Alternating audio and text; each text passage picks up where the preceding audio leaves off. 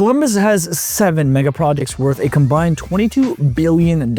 And over the past few years, I've never seen anything close to this scale. We're talking about Intel building a semiconductor megasite that turns Central Ohio into a national manufacturing and tech hub, a downtown revitalization project that adds thousands of residents, a Franklinton transformation that flips a once ignored neighborhood into a destination, and now a transit corridor plan that changes how people actually move through the city, by which neighborhoods, and what becomes valuable. By the end of this video, you're going to know where the explosive growth is happening right now, why it matters to your wallet, and how to position yourself before everyone else catches on.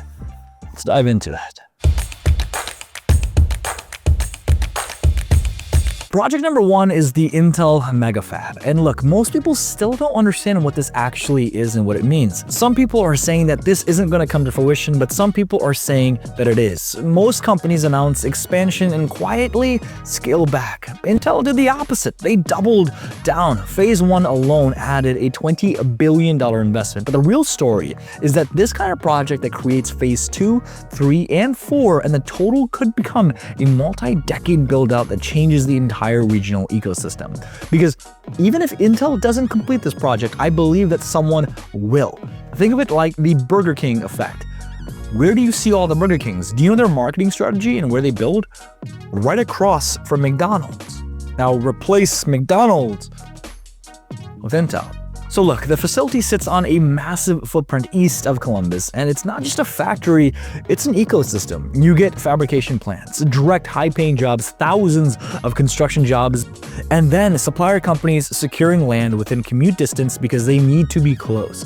But the ripple effect that no one calculates is the stratification of housing demand. The highest earners target premium school districts and convenience, but the support ecosystem, technicians, logistics, facility operators, contractors, vendor staff, they create demand in the next ring.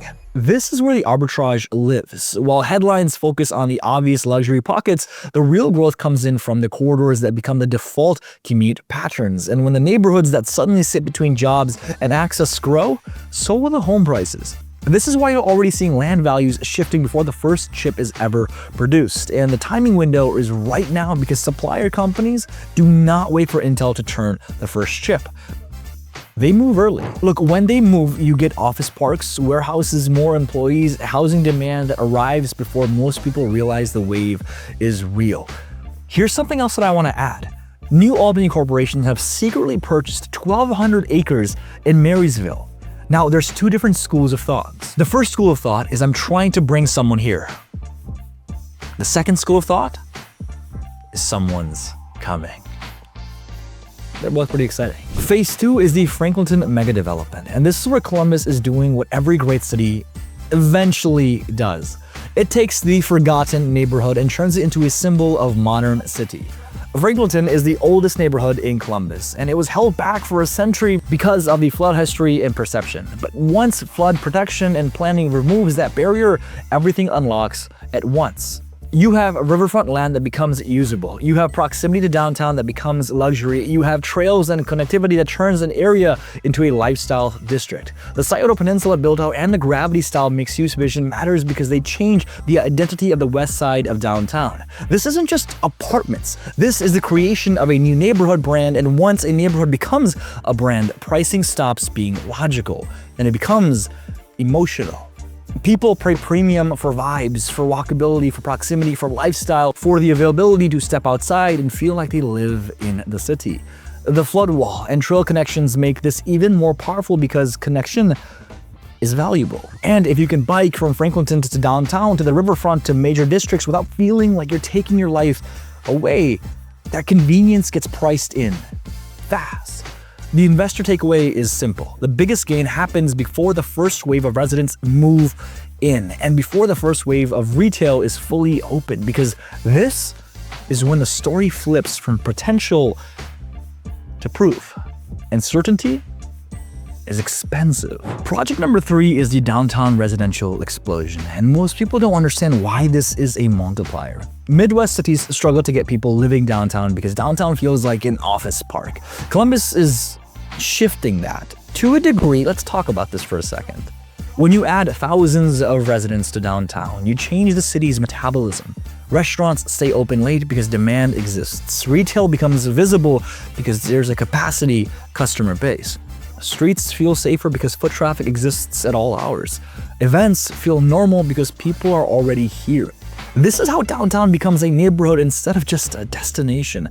And the second order effect is that it makes adjacent neighborhoods more premium. The short north becomes tighter, Arena District becomes more valuable, everything within a short commute becomes more desirable. If you can't afford downtown neighborhood pricing, the move is to look at the near downtown neighborhoods that become the realistic option for people who want the lifestyle but still want the space. The timing factor is that demand spikes when people are actually shown the lifestyle, not just when we talk about it. Once the first big wave of residents move in and the street feels alive, demand just jumps, and this is where the window closes.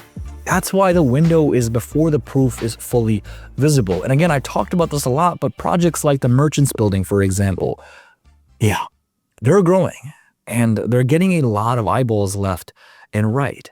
Now look, we can compare Columbus to a lot of places, Miami, San Francisco, Seattle, but don't forget that we're a Midwest city.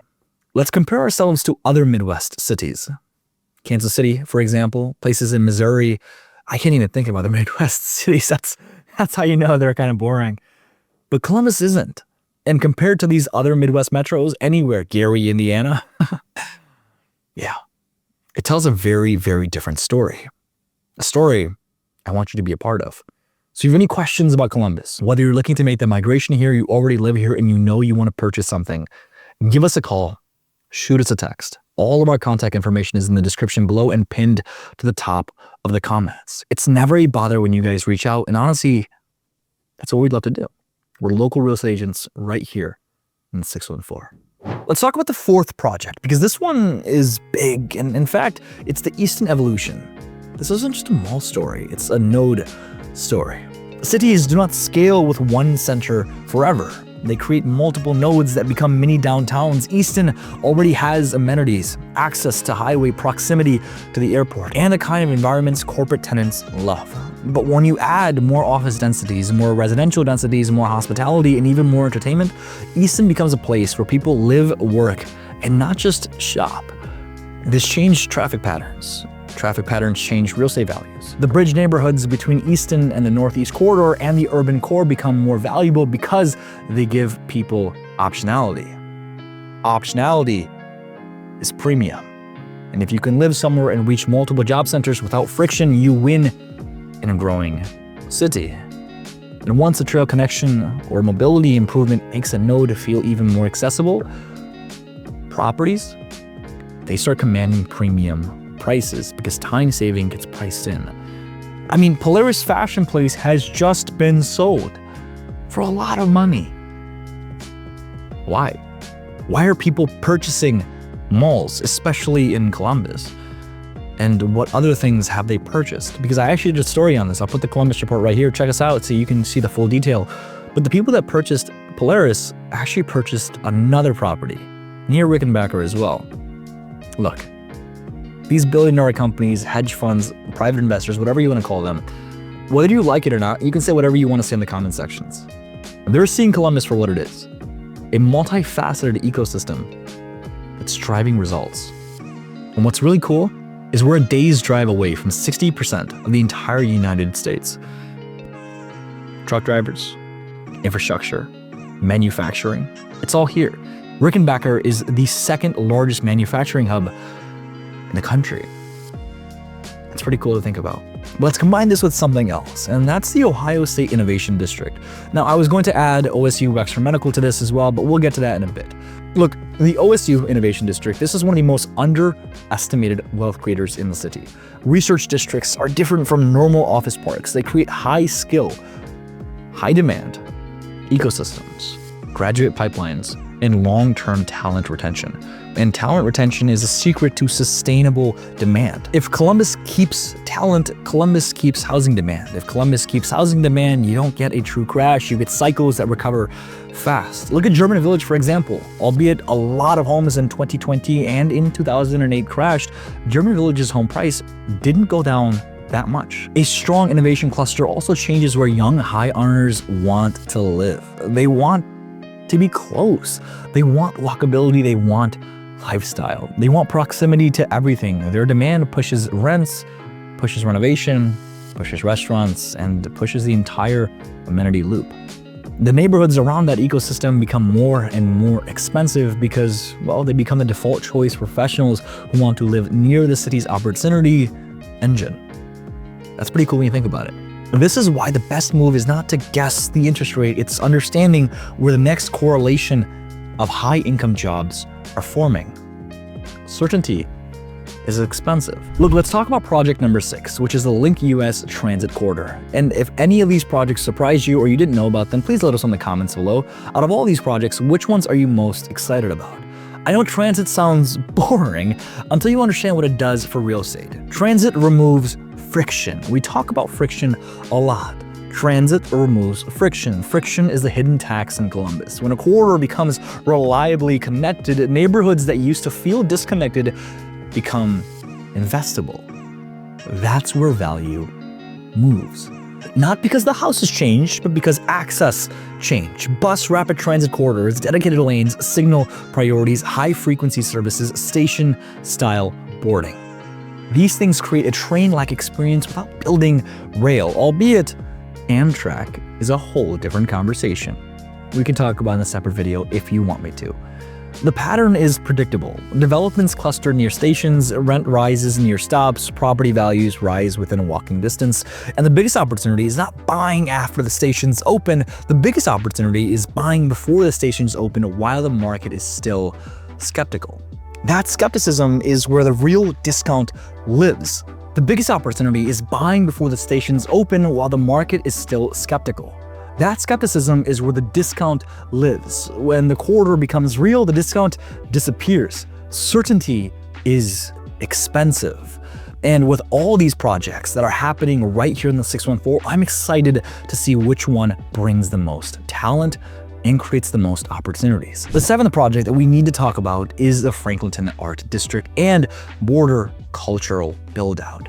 Because this is where Columbus is building a demand engine that people don't tie to property values, but they should. Art districts create identity. Identity creates foot traffic. Foot traffic creates retail. Retail creates lifestyle. Lifestyle creates premium. This is why cities that build cultural gravity zones see huge neighborhood appreciations. Artists move because spaces are affordable and the city supports it. And then young professionals follow because the vibe feels authentic. Then pricing surges because neighborhoods become a brand. Franklinton is uniquely positioned for this because it's close to downtown, connected by rails, and sits in the path of the city's lifestyle expansion. The investment window closes as soon as the cultural proof becomes mainstream. Once people start saying, oh, we should go to Franklinton tonight, it's cooked, as the kids say. Now let's tie all this together because the magic isn't in a single project, and we haven't even talked about Andreel's Arsenal 1. That's a whole separate video. The magic is the flywheel. Intel bringing high-income workers and a supply ecosystem, which creates housing demand. And downtown residents' growth creates the demand base that supports restaurant, retail, and nightlife. Franklinton becoming the lifestyle expansion zone that creates next wave of urban demand. The OSU Innovation District strengthens talent retention and expands high-income job creation. And not just that, when you think about it from the medical field perspective as well, we've got a lot of really, really cool options here. Obviously OSU, but also Mount Carmel.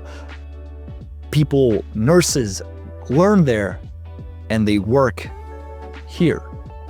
That is incredible, and that cyclical trend is what creates so much growth.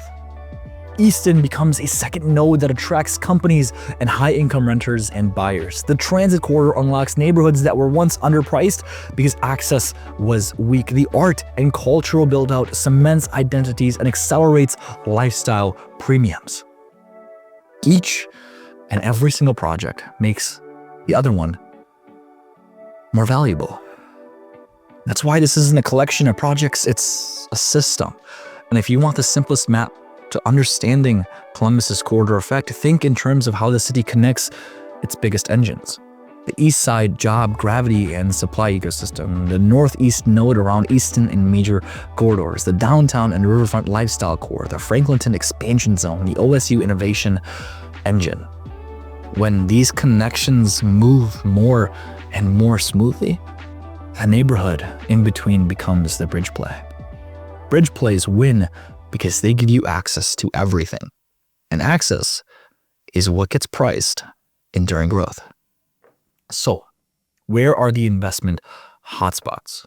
Short term, so we need to think maybe 1 to 3 years. You gotta watch places like Franklinton and the near west side before the next wave of opening and proof point goes mainstream. You watch east side corridor neighborhoods that benefit from Intel proximity without paying premium prices. You watch areas that sit on the path of transit corridor before the station and service fully go live. And you watch the neighborhoods near Easton become more and more valuable as a node becomes more than just shopping. If we're thinking maybe middle term, 3 to 5 years, you focus on the areas around the OSU innovation expansion, the bridge neighborhoods between nodes, and the corridors where coordinated public investments signal intent before the market actually believes it. Certainty is expensive. Long-term, 5 to 7 years out, the highest risk and highest reward plays are the neighborhoods that are still discounted primarily because of perception, but become connected and invested over time. That's where the biggest percentage upside lives if the flywheel keeps spinning. Here's a timing window reality that you need to know. You're not too early and you're definitely not too late. We are in the middle inning, the 4th, 5th quarter. If you're buying in 2026 or 2027, you catch the Intel wave early enough. You catch Franklinton before the full proof point hits. And you catch downtown before the residential stories become obvious to outsiders. And you wait until 2027 and 2028 and you pay premium because the projects are visible and the city narrative shifts. If you wait until 2029 and 2030, you're buying at consensus. Look, you'll do fine long term, but the explosive gains are mostly gone. So these are the 7 biggest projects in Columbus. Out of all of these projects, which ones surprised you the most? And these, honestly, these are the things and the reasons why the city you'll see at the end of the decade is not the Columbus people still have in their heads. Columbus has been underestimated for 20 plus years, and that era is ending. People are saying that Intel would never choose Columbus, Ohio, Central Ohio, and they were wrong. People are saying that we're never going to develop anything, and they were wrong. People are saying that downtown would never attract real residential base, and they were wrong. People are saying Franklinton would never become a destination, and they were wrong. The city is building an engine and the connection at the same time alongside that engine. And that's what's going to turn a mid-sized Midwest city into a national player. If you want to get ahead of this, please reach out. All of my info is in the description. We help people buy, sell, and invest with strategy, not guesses. And look, if you're not quite ready to make that move just yet, but want to see a neighborhood by neighborhood breakdown and honestly a full course on living in Columbus, Ohio, we actually made an entire video around that. I'm gonna put the video right here. Watch it, and I'll see you soon. Peace.